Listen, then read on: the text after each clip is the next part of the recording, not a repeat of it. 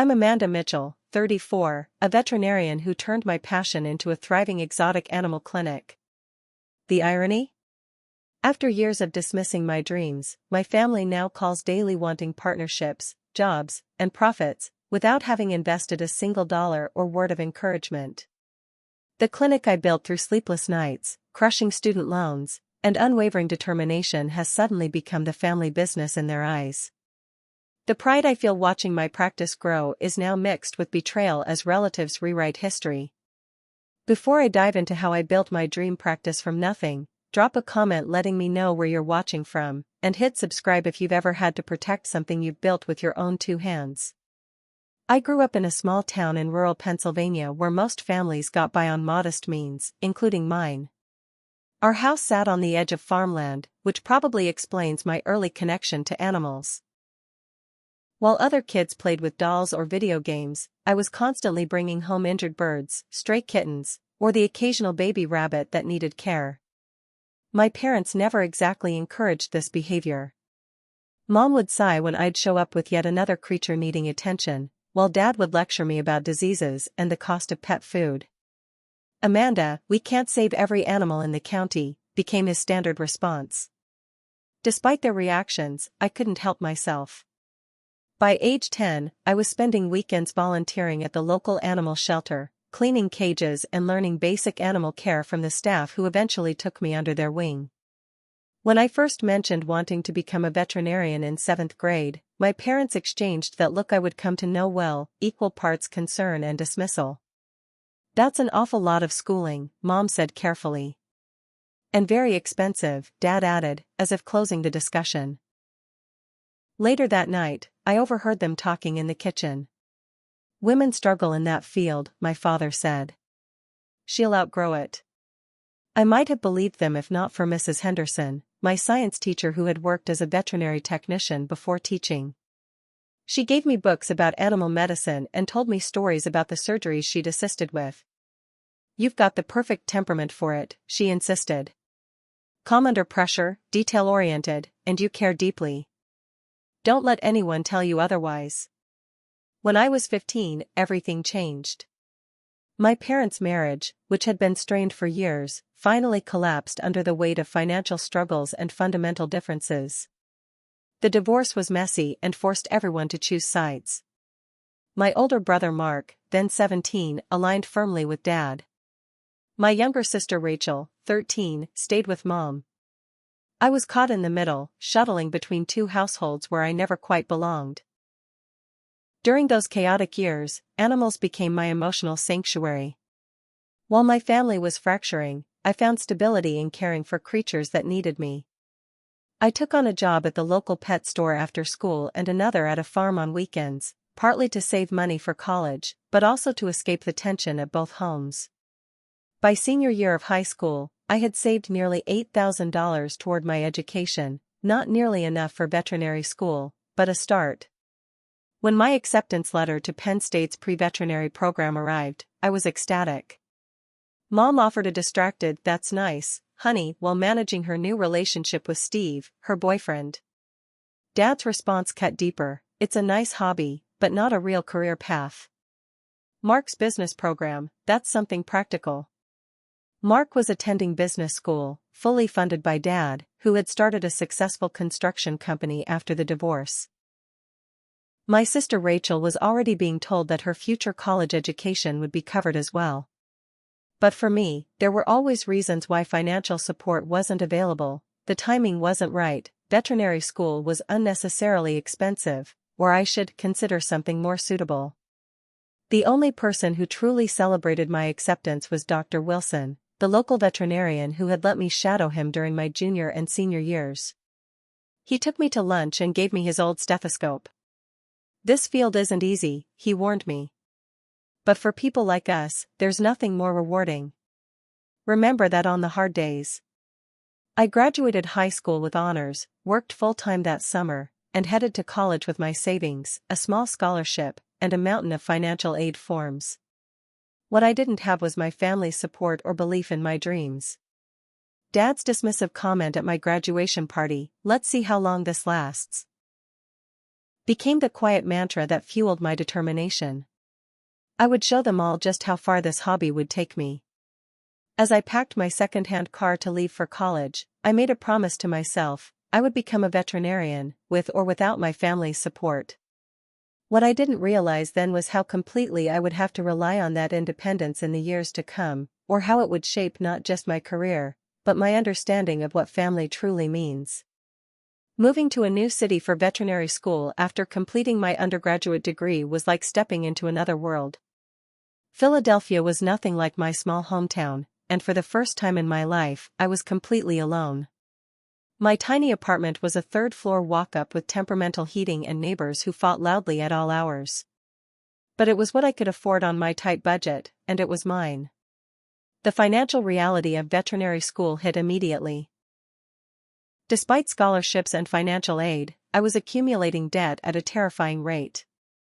Tuition alone was over $50,000 per year, not counting books, supplies, and living expenses.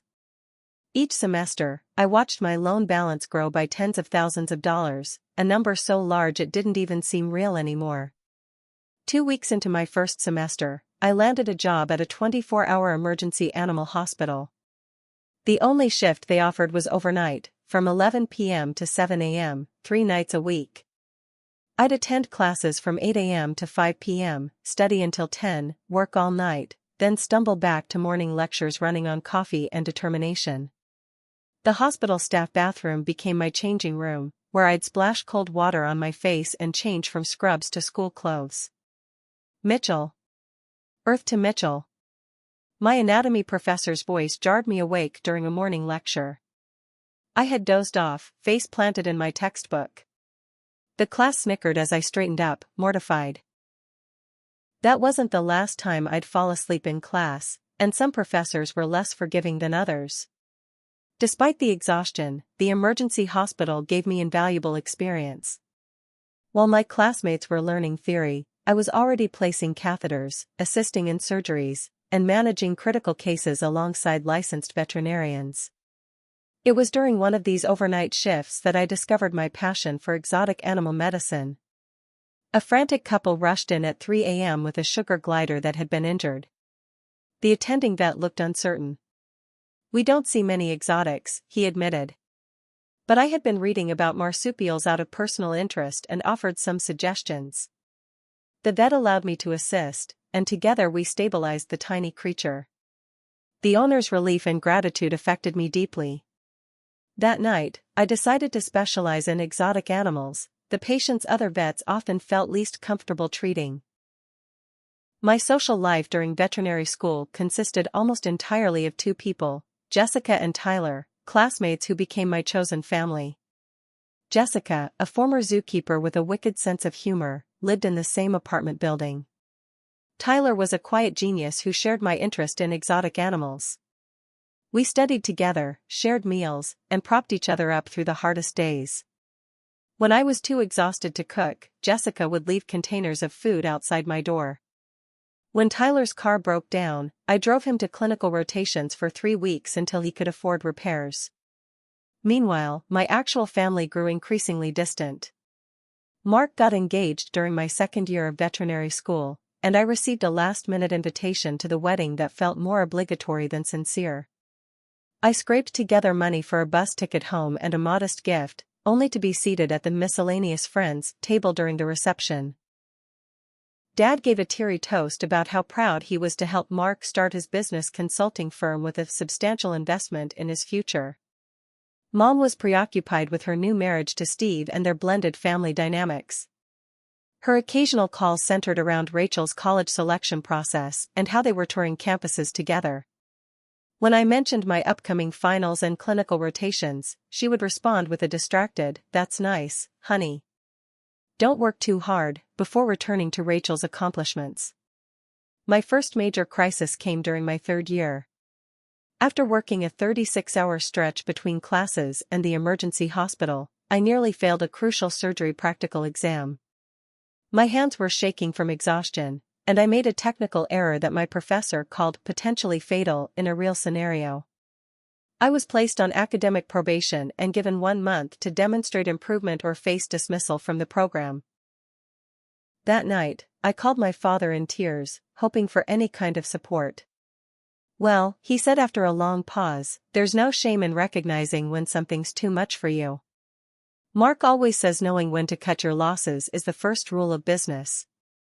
He then suggested I look into pharmaceutical sales. "They make good money, and you'd still be in the animal field, sort of." I hung up and cried until I had no tears left.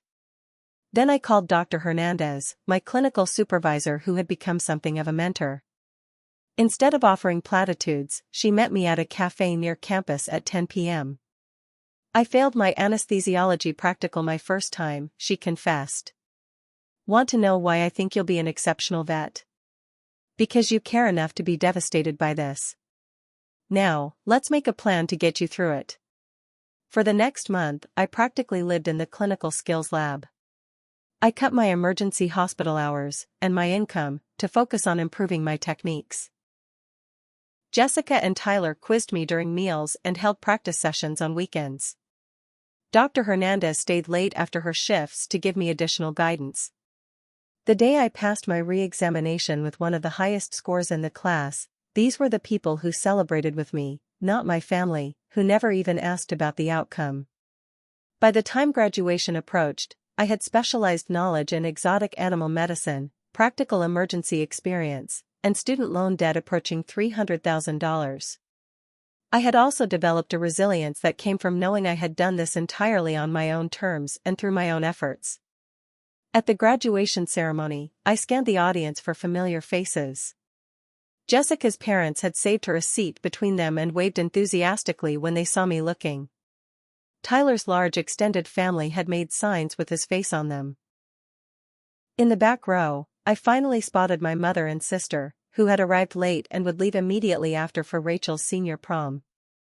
Dad and Mark had a business emergency and couldn't make it. As I crossed the stage to receive my doctorate in veterinary medicine, graduating with honors despite every obstacle, I felt a complex mix of pride, grief, and determination. I had done what they said I couldn't do. Now I just had to figure out how to build a career with the same independence I'd relied on to get through school. My first job after graduation was at Pet Care Plus, a corporate veterinary chain with locations across 3 states. The position offered a steady salary, benefits, and most importantly, an income-based repayment plan for my massive student loans. The clinic was in a suburban shopping center between a grocery store and a nail salon, with bright fluorescent lighting and a waiting room that always smelled like disinfectant and fear. Corporate practice came with strict protocols for everything. We had required script templates for discussing treatments with clients, quotas for diagnostic tests, and constant pressure to upsell services and products. Every morning, the practice manager would review our previous day's revenue generation numbers in a staff meeting, praising those who sold the most dental cleanings or premium food packages. My breaking point came 6 months in, when I was reprimanded for spending excessive time with a family whose guinea pig was diagnosed with cancer. The practice manager pulled me aside after the appointment. 20 minutes max per appointment, Dr. Mitchell. We had people waiting. And you should have pushed harder on the premium exotic diet we just got in stock. I went home that night questioning my career choice. Was this what being a veterinarian meant? Rushing through appointments and treating animals like sales opportunities? I was still wrestling with these questions when I met Dr. Diana Levinson, a senior veterinarian who worked primarily at another branch but occasionally filled in at my location. Diana was in her 60s, with silver hair she kept in a practical bun and hands that moved with confident precision during examinations. Unlike most of the corporate veterinarians, she seemed untouchable by management's pressure tactics. When I asked how she maintained her autonomy, she laughed. 30 years of experience and a reputation that brings clients through the door gives you leverage, my dear. That, and I'm too old to care about their metrics. I'm here for the animals. Diana became my lifeline in corporate practice. She taught me how to navigate the system while still providing good medicine, and more importantly, introduced me to the business side of veterinary practice. You're too good for this place, she told me bluntly after watching me work with a particularly difficult ferret case. You need to start thinking about your own practice. One where exotic medicine is valued, not treated as an inconvenience. The idea seemed laughable with my student debt, but Diana was persistent. She invited me to dinner at her home, where she shared her financial records from when she had owned her own small practice before semi-retirement. "It's possible," she insisted. "But you need to start planning now." I took her advice to heart, opening a separate savings account and depositing a small amount from each paycheck. I lived in a tiny apartment with second-hand furniture, drove a car that was held together mostly by hope, and tracked every penny of my budget. I started attending business workshops for healthcare professionals and researching small business loans during my lunch breaks. Meanwhile, my family remained oblivious to my struggles and ambitions. At Thanksgiving dinner that year, held at my father's new, larger home, the conversation revolved around Mark's recent promotion and Rachel's college experience. When I mentioned treating an exotic bird with a rare respiratory condition, Uncle Roger chuckled and said, "So you're still playing with puppies all day? When are you going to get a real job like your brother?" The comment stung, but not as much as what came next. Rachel announced her engagement to her college boyfriend, followed immediately by the expectation that I would contribute significantly to the wedding costs as the successful doctor in the family. No one seemed to register the irony that I was supposedly both not having a real job and yet financially successful enough to fund my sister's wedding. "We were thinking spring at the lakeside resort," Rachel gushed. "It's only $30,000 for the basic package, so if you could cover half, that would be amazing." I nearly choked on my water. Half my annual salary after taxes, loan payments, and basic living expenses was being casually requested as if I had money to spare. When I carefully explained my financial situation, my father cut in. "Your sister supported your choice to become a veterinarian. The least you could do is support her special day." The revisionist history was stunning. Rachel had never once expressed interest in my education or career. No one at that table had. Yet somehow, I was now being cast as the selfish one for not emptying my meager savings account. I drove home that night with a new clarity. If I stayed in corporate practice, making just enough to cover my loans while being professionally unfulfilled, I would forever be seen as both a disappointment for my career choice and an ATM for family requests. Something had to change. That change came unexpectedly 2 months later. While scrolling through a veterinary job board, I saw a listing that made my heart race: small animal practice with exotic specialty for sale. Owner retiring. Price to sell to the right veterinarian. The location was on the outskirts of the city, about 40 minutes from my apartment. The next day, I called the number listed and arranged to meet Dr. Howard Green, a veterinarian in his 70s who had run a small but dedicated practice for nearly 40 years. The clinic was housed in a converted Victorian home on a quiet street, with an apartment upstairs where Dr. Green had lived when he first started the practice. "My wife and I moved to a ranch house when the kids came along," he explained as he showed me around the worn but clean facility. "But I kept the apartment for overnight patient monitoring. These days, it's mostly storage." The practice specialized in small mammals, birds, and reptiles, with a small percentage of traditional cat and dog clients. Dr. Green had been one of the few exotic animal veterinarians in the region for decades, but his retirement had been accelerated by arthritis that made precise work with small patients increasingly difficult. "I've had corporate offers," he admitted. "But they'd turn this into another vaccine clinic and refer all the exotics elsewhere. I'd rather sell for less to someone who'll care for my clients properly." The asking price was still staggering, $450,000 for the practice, including the building, equipment, and client list. Even with a small business loan, it would mean doubling my already overwhelming debt. I spent weeks researching, creating business plans, and losing sleep over the decision. Diana reviewed my numbers and offered to co-sign the loan. "I believe in you," she said simply. "Someone did this for me 30 years ago. I'm paying it forward." With her help, I secured financing and made an offer. The night after signing the preliminary paperwork, I called my father to share what felt like momentous news. It was the first time I'd reached out in months. That's quite a risk, he said after a long pause. Are you sure you know what you're doing? Mark says small businesses have a high failure rate. I've done my research, I said, trying to keep disappointment from my voice. Well, it's your funeral, he replied. Don't come asking for money when it fails. I hung up feeling deflated but resolute. I hadn't expected enthusiasm, but the active hope for my failure was a new low. The next day, I gave my notice at the corporate clinic. 2 weeks later, I got the keys to what would become Mitchell Exotic Animal Care, my own practice, my own terms, and the biggest risk of my life. The day I received the keys to my clinic was both terrifying and exhilarating.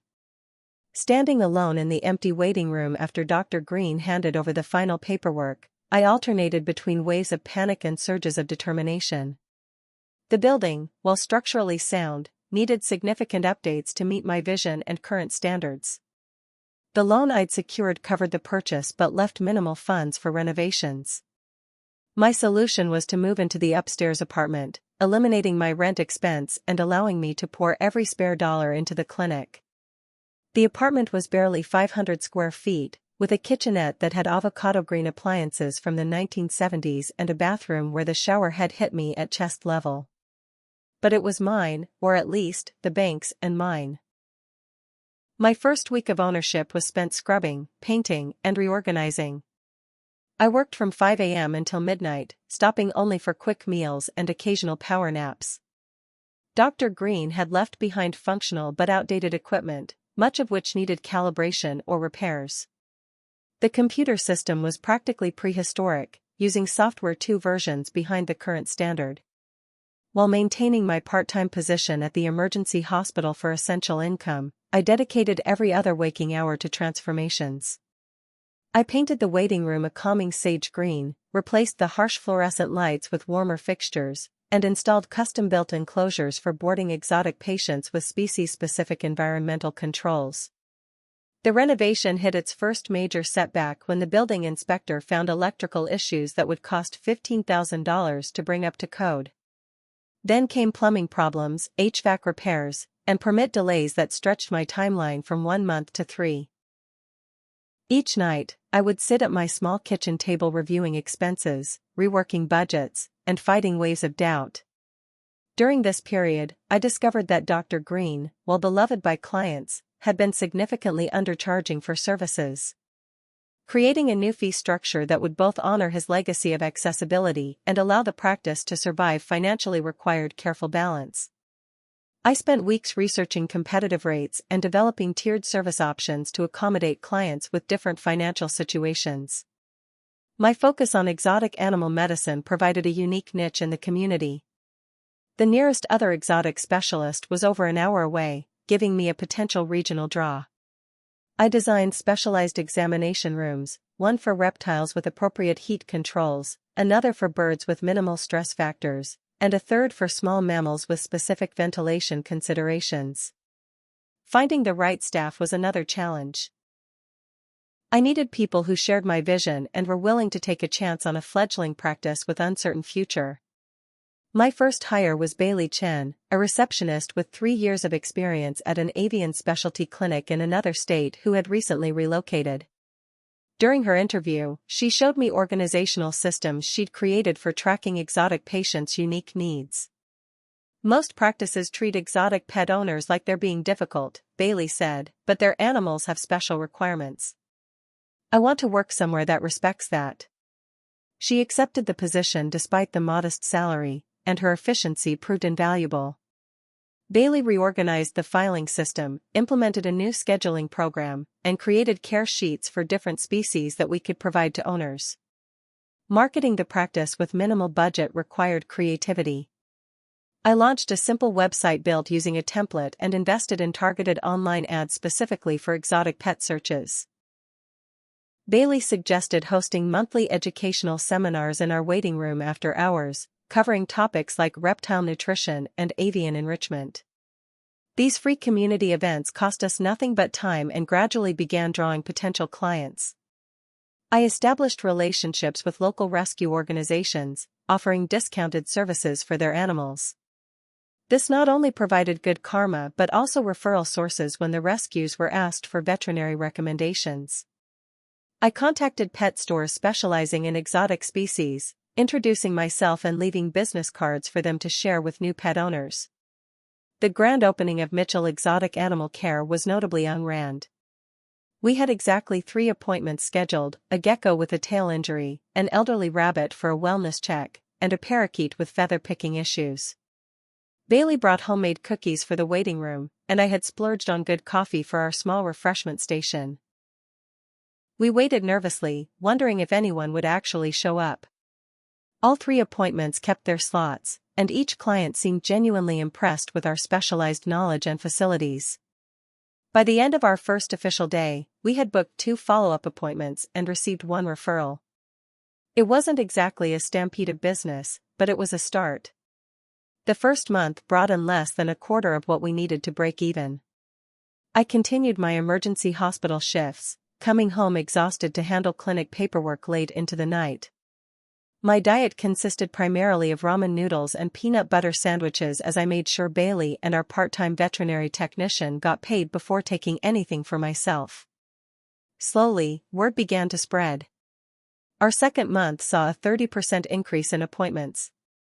By month 3, we were booking consistently throughout the week, though still not at full capacity.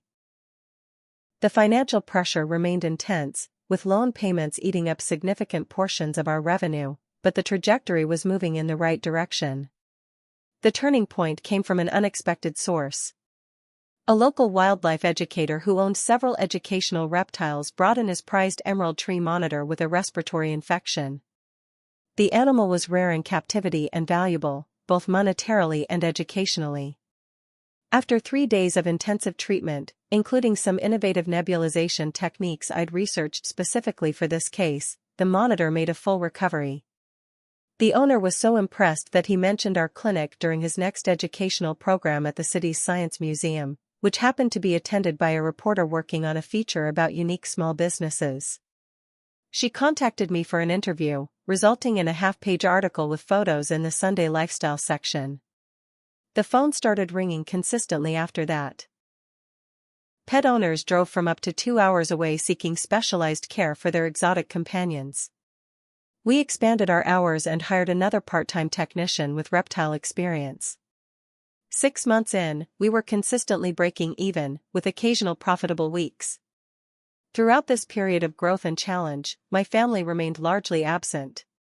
Rachel texted occasionally, usually to update me on wedding plans that had grown increasingly elaborate, with thinly veiled hints about financial contributions. Mark and my father never reached out at all. Until the magazine article, that is. A regional business publication included Mitchell Exotic Animal Care in their innovative small businesses to watch feature, with a sidebar about how I'd built the practice from scratch. The article mentioned our growing client list and unique specialization, speculating about our impressive revenue potential in this untapped market. The morning after publication, I received my first call from my father in over a year. "So," he said without preamble when I answered, "looks like your little animal hobby turned into something after all." Mark showed me the article. "Why didn't you tell us you were doing so well?"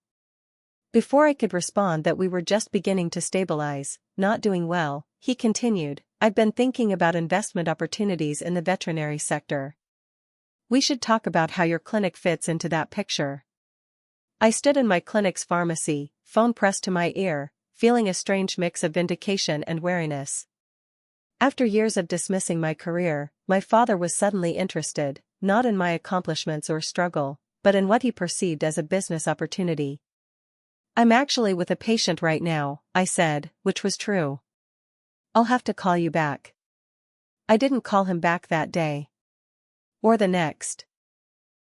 When I finally returned his call 3 days later, I kept the conversation brief and noncommittal. But the floodgates had opened. In the weeks that followed, family members who had never shown interest in my veterinary career suddenly became very curious about the business side of my practice.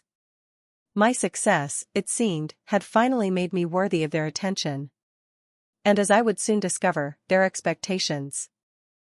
3 years after purchasing the clinic, Mitchell Exotic Animal Care had transformed from a struggling startup to a respected specialty practice.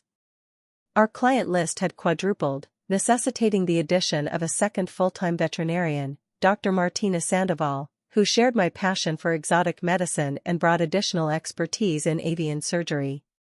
What had begun as a team of 3 had grown to 15 dedicated professionals, including 4 veterinary technicians, 2 assistants, 3 receptionists, a practice manager, and even a part-time nutritionist specializing in exotic species dietary needs. The upstairs apartment had evolved from my living quarters to administrative offices, while I had finally purchased a small townhouse 10 minutes from the clinic. I was still far from wealthy, student loans and business debt ensured that, but for the first time since veterinary school, I wasn't living paycheck to paycheck. We were steadily paying down the practice loan ahead of schedule, and our reputation continued to grow. Our specialized services drew clients from 3 neighboring states. We had established a particularly strong reputation for reptile medicine, with my published case study on innovative treatments for shell infections in tortoises receiving attention in veterinary journals. Local pet stores routinely referred exotic pet owners to us, and we had contracts with 2 zoos to provide backup veterinary services for their smaller species. This hard-won success culminated in a nomination for the Regional Small Business Association's Excellence in Specialized Service Award. Though we didn't win, the nomination itself brought additional press coverage and recognition. In the same month, Women in Veterinary Medicine magazine featured me in their Innovators and Entrepreneurs issue, with a 4-page spread detailing my journey from corporate practice to specialized clinic ownership. The magazine hit subscribers' mailboxes on a Tuesday.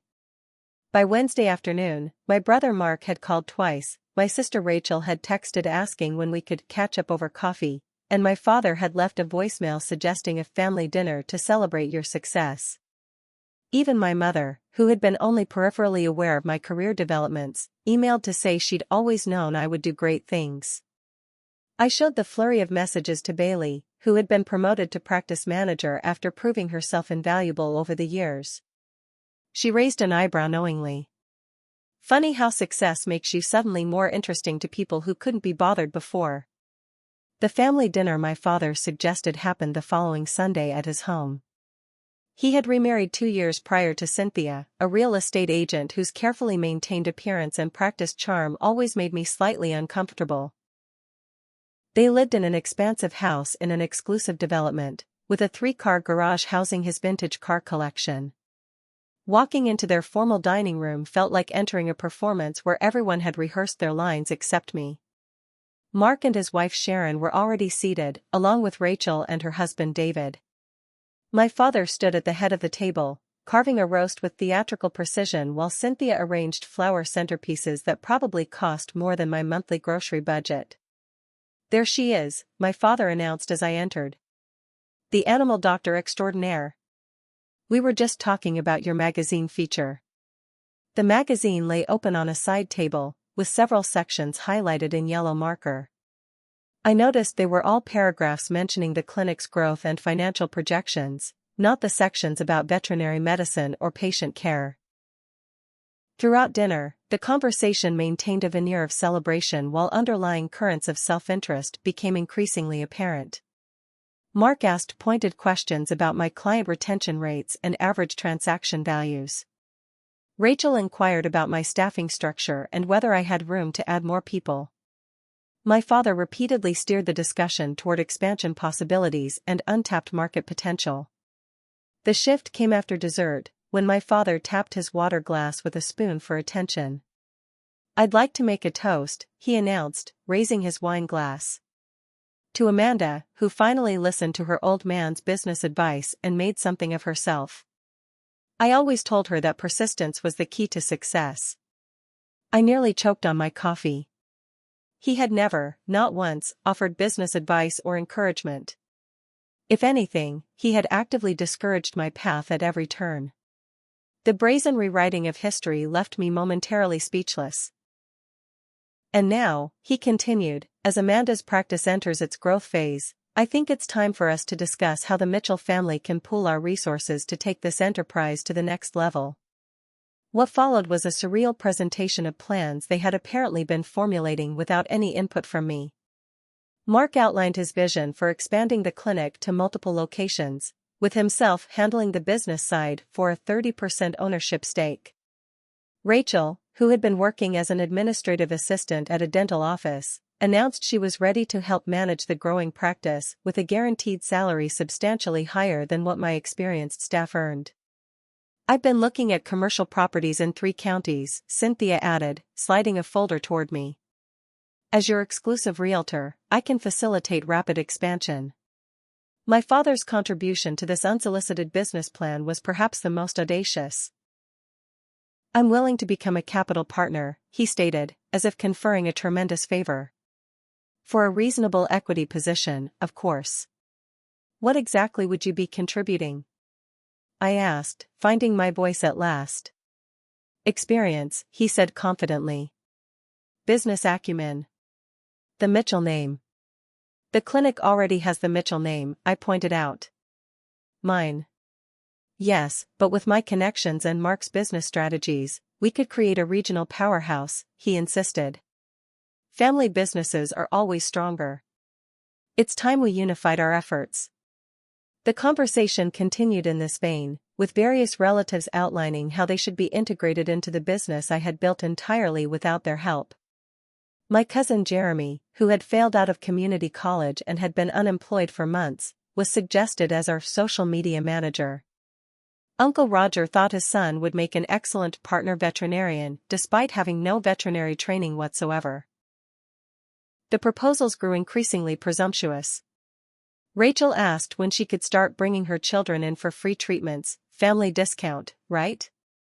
Aunt Patricia inquired about the possibility of the clinic covering her Persian cat's dental work as a professional courtesy.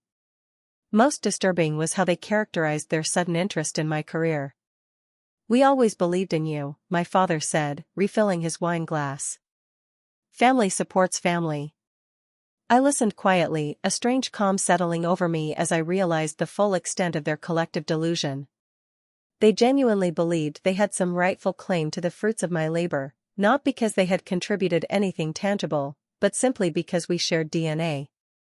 The breaking point came when my father mentioned a vacation property he had purchased years ago but rarely used. "I'd consider letting you buy it at the family price," he said magnanimously. "It could be a nice retreat after you've been working at the clinics." Of course, we'd all expect to use it occasionally. "The clinics?" I repeated. "Once we expand to multiple locations," Mark explained slowly, as if I were having trouble keeping up. "I've already drafted the business plan for 3 additional sites within 18 months. I placed my napkin carefully on the table and stood up. "Thank you for dinner," I said, my voice steadier than I expected. "I need to get home now. I have early surgeries tomorrow." As I gathered my purse and jacket, my father frowned. "But we haven't finalized anything. Mark needs your financial statements to move forward with the expansion strategy." "There's nothing to finalize," I replied. "The clinic is my business, and I have no plans to change its ownership structure or management." The stunned silence that followed me to the door was broken only by Rachel's indignant, "So that's it? You get successful and suddenly you're too good for family?" I paused with my hand on the doorknob, a decade of suppressed feelings rising to the surface. I knew this was the moment when I would either continue the pattern of silent acquiescence or finally establish the boundaries I should have set years ago. I turned back to face them. For better or worse, it was time for the truth. The Sunday family dinner at my parents' house had started like so many others, with me feeling slightly out of place amid the coordinated table settings and carefully orchestrated conversations designed to highlight everyone's accomplishments except mine. But this time was different. This time, they wanted something from me. As I stood at the door, ready to leave after their presumptuous business planning session for MY Clinic, I felt a decade of suppressed feelings crystallize into absolute clarity. I walked back to the dining room, where my family sat in various poses of indignation at my apparent ungratefulness. "I'd like to say something before I go," I began, my voice calmer than I felt inside. If it's about needing time to consider our proposals, we understand, my father interjected. Business decisions shouldn't be rushed. There are no proposals to consider, I said firmly. What I want to address is this narrative that you've all seemingly created, that you've been supportive of my career and therefore deserve to benefit from its success. The silence that followed was thick with tension. I took a deep breath and continued. Dad, when I told you I wanted to be a veterinarian, you called it a hobby, not a real career path. When I got accepted to veterinary school, you refused to contribute a single dollar toward my education while fully funding Mark's business degree. When I nearly failed an exam from exhaustion because I was working overnight shifts to pay my bills, you suggested I should cut my losses and find an easier path. My father's face flushed with anger. That's not. I'm not finished, I interrupted, surprising even myself with my assertiveness. Mark, you never once asked about my studies or my work. In fact, at your wedding, you seated me with distant acquaintances rather than family. Rachel, in the 8 years I spent in school and building my practice, you called me exactly twice, both times to ask for money. I turned to address the entire table. None of you attended my veterinary school graduation except Mom and Rachel, who left halfway through to make it to prom. None of you asked how I managed to purchase a practice or offered help during renovations. None of you expressed interest in my specialty or my patients. You've never even visited my clinic. That's not fair, Rachel protested. We've been busy with our own lives. You chose a demanding career. Exactly, I nodded. I chose it. I pursued it. I built my practice from nothing, no family connections, no financial support, no emotional encouragement. Just my own determination and the help of people who actually believed in me. I pulled out my phone and scrolled to a photo, then turned the screen toward them. This is my real family. Bailey, who worked overtime without extra pay during our first year because she believed in our mission. Dr. Sandoval, who turned down a higher-paying position to join our practice because she values our approach to medicine. The technicians and receptionists who put their hearts into caring for unusual animals that many veterinarians won't even treat. My father stood up, his face now dark with anger. So you're saying we're not your family because we didn't hand you everything on a silver platter? That's remarkably ungrateful, Amanda. We raised you, put a roof over your head. Until I was 18, I finished for him. And I'm genuinely thankful for that. But you don't get to dismiss someone's dreams, offer zero support during their most challenging years, and then show up when they've become successful expecting to be handed control of what they've built. This is about money, then, my mother finally spoke, her voice trembling slightly. You've become too successful to care about family? No, Mom. This is about respect. About acknowledging reality instead of rewriting history. About recognizing that relationships should be consistent, not appearing only when someone has something you want. Mark pushed his chair back with an exaggerated sigh. This is ridiculous. We're offering to help take your little clinic to the next level, and you're acting like we've insulted you. My little clinic employs 15 people and serves clients from 3 states, I replied evenly. It doesn't need to be taken to the next level by people with no experience in veterinary medicine or specialty practice management. Your arrogance is astonishing, my father spat. You think you know better than people with decades of business experience? About exotic animal medicine and how to run a practice focused on it? Yes, absolutely. Cynthia, my stepmother, attempted to play peacemaker. I think what your father means is that family businesses are stronger together. We're just trying to keep your success in the family. It already is in my family, I replied. The family I've built with the people who supported me when it mattered. My sister Rachel, always quick to tears when challenged, began crying softly. So what, you're just disowning us because we didn't become vets too? That's so unfair. I'm not disowning anyone, I sighed. I'm establishing boundaries. My clinic is not a family business up for grabs. It's my life's work, built with my own hands. If you want to be part of my life, that starts with respecting what I've created instead of trying to claim ownership of it. My father's ultimatum came swiftly. If you walk out that door without considering our generous offer to help you expand, don't bother coming back. Family supports family, Amanda. If you can't see that, maybe you're not a Mitchell after all. The irony of his statement, after years of minimal support, was almost laughable.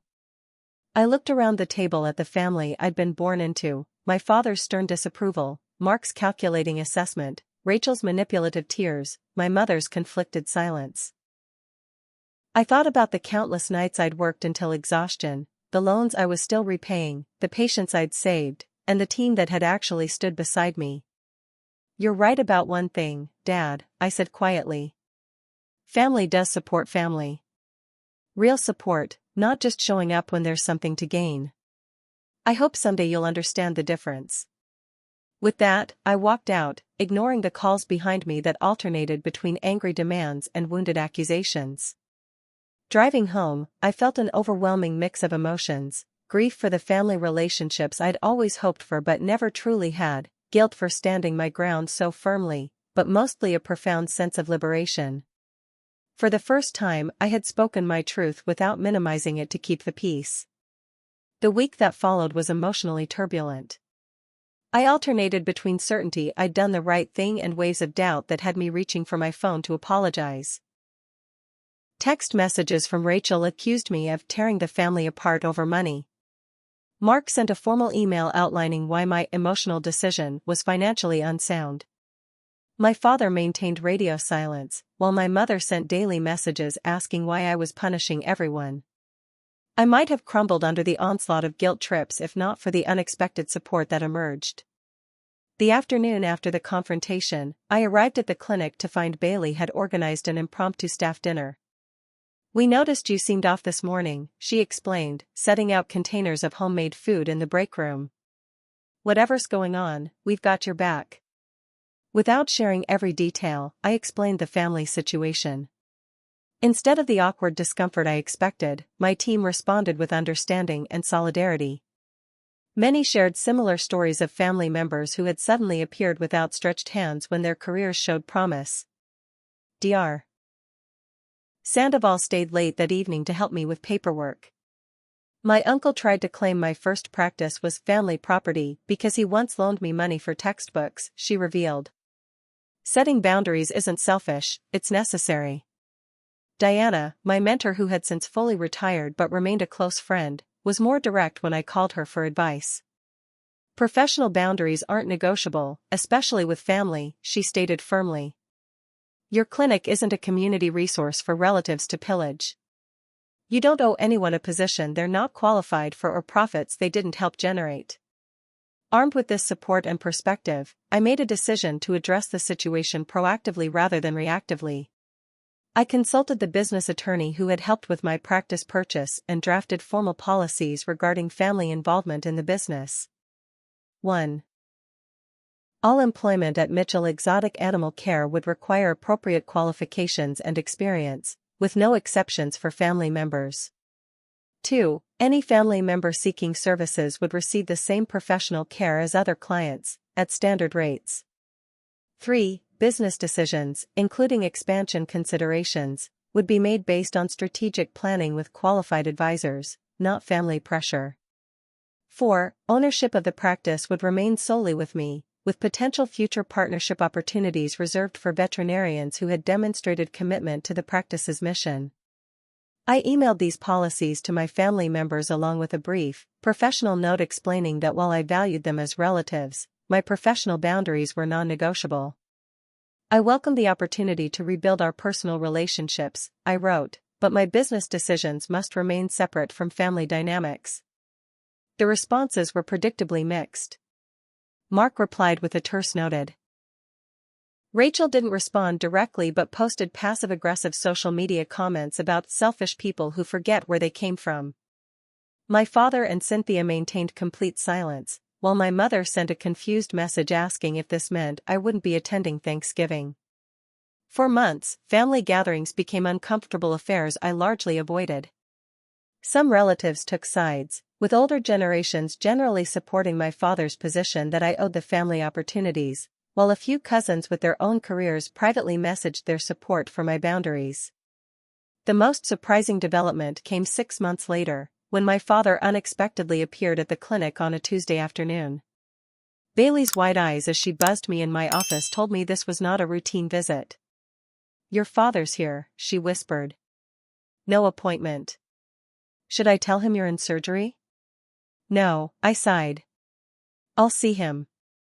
Send him back in 5 minutes." When he entered my office, I was struck by how uncomfortable he looked in this environment, surrounded by exotic animal medical texts, specialized equipment, and the certifications and awards I'd earned over the years. He stood awkwardly, declining my offer to sit. "I was in the area," he began stiffly. "Thought I'd see this place for myself. Would you like a tour?" I offered, maintaining professional courtesy.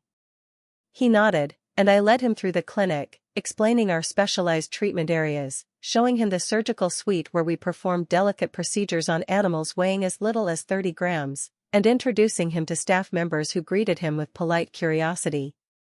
As we passed through the main treatment area, an emergency case arrived, a bearded dragon with severe respiratory distress. Without thinking, I immediately shifted into doctor mode, directing the team and performing an emergency procedure that stabilized the animal within minutes. Throughout the crisis, my father stood silently against the wall, watching me work with focused precision. When the dragon was stabilized and transferred to oxygen support, I returned my attention to him. "Sorry about that. Emergencies don't wait. You're good at this," he said quietly. It wasn't effusive praise, but coming from him, the simple acknowledgement felt monumental. "I've had a lot of practice," I replied. We finished the tour in awkward silence before returning to my office. He cleared his throat several times before finally speaking. "I may have been hasty in my assessment of your situation," he said, each word seemingly difficult to produce. "The operation you've built here is more substantial than I realized." It wasn't an apology, not really. But it was perhaps the closest acknowledgement of my accomplishments I'd ever received from him. We talked for another 20 minutes. Not about business opportunities or family investments, but actual conversation about the challenges of running a specialty practice and some of my more interesting cases. For the first time in my adult life, he seemed to be seeing me as a professional in my own right, not just his daughter who had chosen an impractical career. As he prepared to leave, he paused at the door. "Your mother would like you to come to dinner next Sunday. Just the immediate family." I hesitated, wary of another ambush. "No business talk," he added, seemingly reading my mind. "Cynthia's making her lasagna." This tentative olive branch marked the beginning of a slow, imperfect reconciliation. My mother gradually stopped asking when I would get over my overreaction and began showing genuine interest in my work. Mark remained somewhat distant but respectfully ceased his expansion proposals. Rachel took longer to adjust but eventually stopped expecting special treatment, though our relationship remained more cordial than close. My boundaries stayed firmly in place, but within them, new family dynamics began to form, less idealized, more realistic, and ultimately healthier for everyone involved. The clinic continued to thrive under my leadership, expanding on my terms when appropriate and maintaining the values that had guided its creation. The family crisis had been painful, but it had forced an honest reckoning that was long overdue. In standing firm for what I had built, I discovered that real relationships couldn't be founded on obligation or opportunity, but on mutual respect and genuine support, whether that came from the family I was born into or the one I had created along the way. 1 year after the confrontation at my parents' house, Mitchell Exotic Animal Care celebrated its 5th anniversary with an open house for clients and community members. The clinic had evolved in ways I could never have predicted when I first received those keys from Dr. Green. We had not only survived but thrived, growing into one of the most respected exotic animal practices in the region. As I mingled with clients and watched our staff proudly demonstrate specialized equipment and educational materials, I caught sight of my father standing somewhat awkwardly by the refreshment table. Our relationship had slowly improved over the past year, built on cautious conversations that carefully avoided past grievances while establishing new patterns of interaction. "Quite a turnout," he commented as I approached. "Your mother wanted to come, but her book club meeting couldn't be rescheduled." "I'm glad you made it," I said, and was surprised to realize I genuinely meant it. "Let me introduce you to Dr. Sandoval. She just published a groundbreaking paper on avian respiratory treatments." Throughout the afternoon, I watched my father observe the clinic operations with new eyes. He asked surprisingly thoughtful questions about exotic animal medicine and seemed impressed by the sophisticated monitoring equipment we used for our smallest patients. At one point, I overheard him telling another guest, "My daughter built all this from scratch," with an unmistakable note of pride that I'd never heard before. The reconciliation with my family had been neither quick nor complete. Some relationships had healed better than others. My father and I had reached a tentative understanding based on newly established respect, though he occasionally still slipped into offering unsolicited business advice. I had learned to redirect these conversations firmly but without hostility. Mark remained somewhat distant, our interactions cordial but limited. His initial resentment at being denied access to my business opportunity had eventually given way to preoccupation with his own consulting firm, which had expanded to include government contracts. Our paths crossed at family gatherings, where we maintained polite conversation without delving into either of our professional lives. Rachel's journey had been more complicated. After several months of passive-aggressive social media posts and pointed comments about my abandonment of family, she had experienced her own professional crisis when her dental office downsized. The humbling experience of job hunting had given her newfound appreciation for career challenges, and gradually, our conversations shifted from recrimination to genuine interest in each other's lives. My mother had perhaps changed the most, though subtly. After decades of deferring to my father's opinions, she had begun tentatively expressing her own views, including belated admiration for my persistence. She had even started volunteering at a local animal shelter, finding unexpected fulfillment in work she had once dismissed as my childhood hobby. The clinic itself had continued to evolve based on careful planning rather than family pressure. After comprehensive market research and financial analysis, we had made the decision to expand, not by opening multiple locations as Mark had suggested, but by purchasing the adjacent property to create a specialized exotic animal surgical center with advanced imaging capabilities. The expansion had been financed through a combination of business loans and reinvested profits, with complete operational control remaining with me and my professional team. Our staff had grown to include a board-certified avian specialist, 3 additional veterinary technicians with exotic animal certification, and an educational coordinator who developed community programs and resources for exotic pet owners. Bailey had completed her business management degree and formally taken over all administrative operations, implementing systems that improved both efficiency and patient care. With the clinic on solid footing, I had finally been able to address another long-held dream, creating a scholarship for veterinary students interested in exotic animal medicine who lacked family support. The New Path Scholarship provided financial assistance to 1 student each year, along with mentorship and guaranteed externship opportunities at our practice.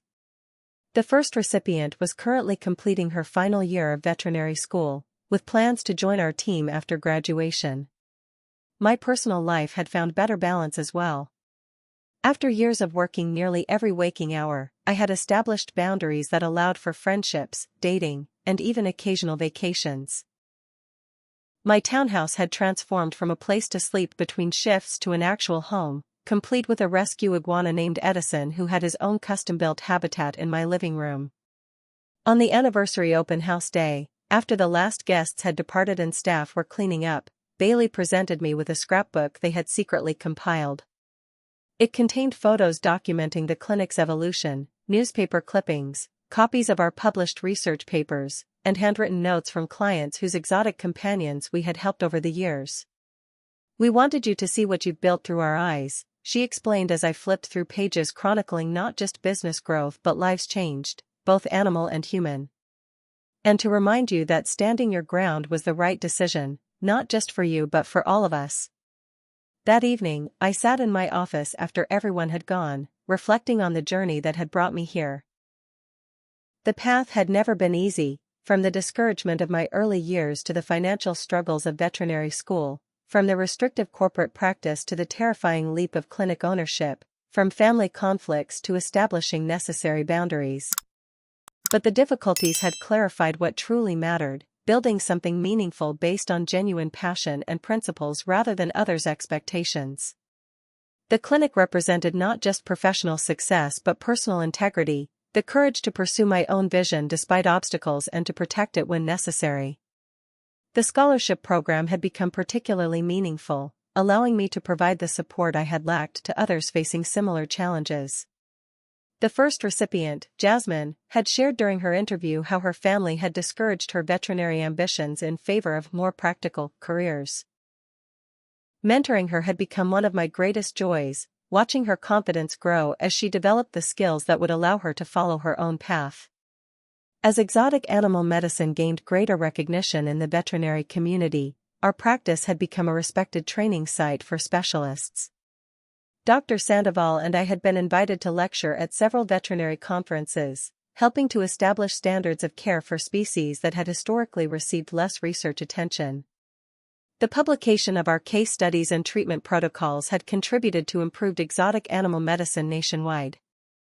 The most profound lesson from my journey had been learning the true meaning of family, not as an automatic entitlement based on genetics, but as a circle of support built on mutual respect, shared values, and genuine encouragement. My biological family had gradually found their place within this understanding, accepting the boundaries that allowed for healthier relationships. At the second location opening 6 months later, my father attended without attempting to take credit or offer unsolicited direction. Instead, he simply observed with quiet pride, later telling a local reporter, "She did this all herself. Always had the determination, even as a kid."